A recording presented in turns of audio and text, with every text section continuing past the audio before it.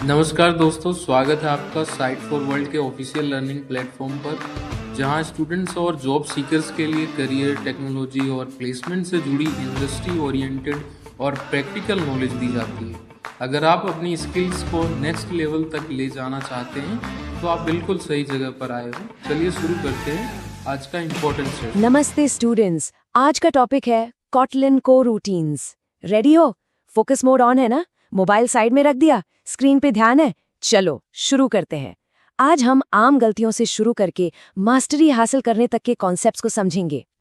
तो ये रहा आज का एजेंडा। हम कॉमन मिस्टेक्स से स्टार्ट करेंगे, फिर थ्रेडिंग और एसिंक को स्मार्ट तरीके से हैंडल करना सीखेंगे। उसके बाद पर्दे के पीछे देखेंगे कि कोर रूटीन्स आखिर काम कैसे करते हैं।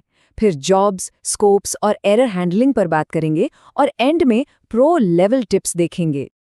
ठीक है, तो शुरू करते हैं पहले सेक्शन से। देखो, जब हम कोई नई चीज सीखते हैं ना, तो गलतियां होना नॉर्मल है। तो चलो देखते हैं कि कोरूटीन्स में ऐसी कौन सी कॉमन मिस्टेक्स है जो अक्सर डेवलपर्स कर जाते हैं। अब 1 मिनट के लिए सोचो और स्क्रीन पर देखो, क्या इनमें से कोई गलती आपके कोड में भी है? ईमानदारी से सोचना, क्योंकि अपनी गलती को एक्सेप्ट करना ही आगे बढ़ने का पहला स्टेप है। सबसे पहली और कॉमन गलती, असिंक यूज करना और उसके ठीक बाद अवेट लगा देना। देखो, असिंक का यूज कंकरेंसी के लिए होता है, मतलब जब आपको एक साथ मल्टीपल काम करने हो। लेकिन अगर आप उसे कॉल करते ही अवेट कर रहे हो तो आप उसके रिजल्ट का वेट कर रहे हो, कंकरेंसी का कोई फायदा ही नहीं उठा रहे। इससे कोड फालतू में कॉम्प्लेक्स हो जाता है। सिंपल रखो, अगर दूसरा कोई काम नहीं है तो सीधा फंक्शन कॉल करो। इस टिप का पर्पस समझ आया? अब आती है दूसरी गलती। कई लोग चाइल्ड को रूटीन्स के एक्सेप्शंस को हैंडल करने के लिए with context supervisor job use करते हैं। ये सही पैटर्न नहीं है। इसकी जगह सुपरवाइजर स्कोप यूज करना चाहिए। इसका फायदा यह है कि अगर इसके किसी एक चाइल्ड में एक्सेप्शन आता है तो वो बाकी चिल्ड्रन को कैंसिल नहीं करता। एरर हैंडलिंग इससे ज्यादा प्रेडिक्टेबल रहती है।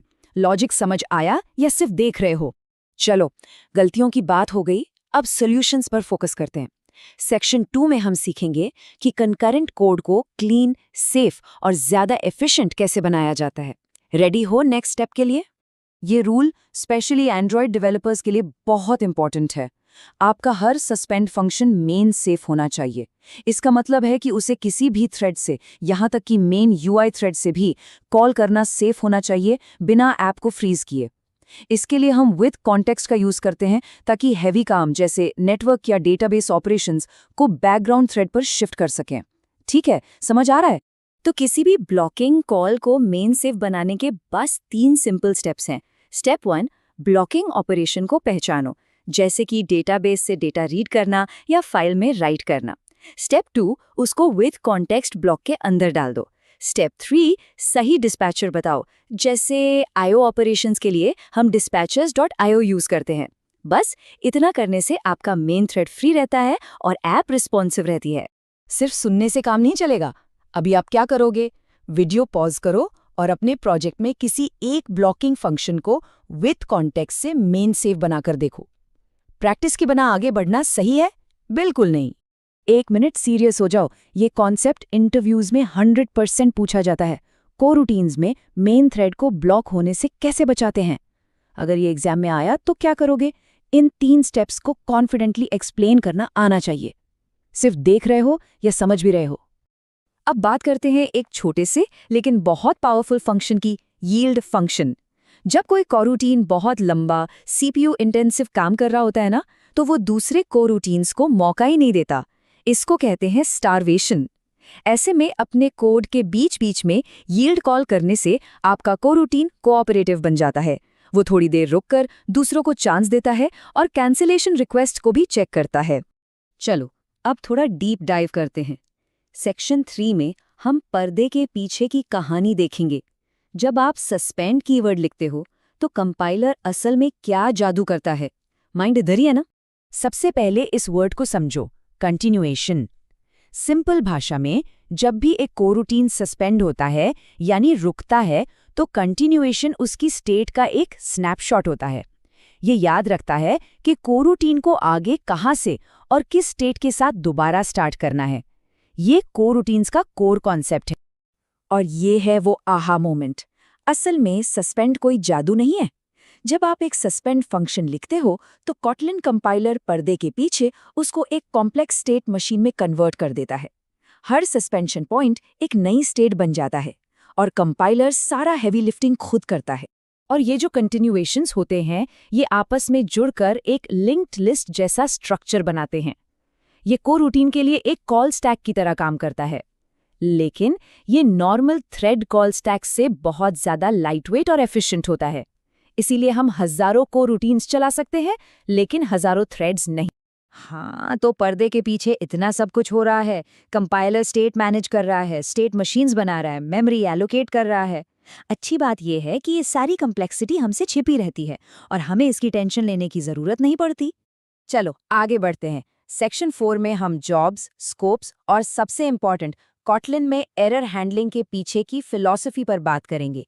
ये डेवलपर कम्युनिटी में हमेशा से एक हॉट टॉपिक रहा है। ये एक बहुत ही बोल्ड स्टेटमेंट है जिस पर सालों से डिबेट चल रही है।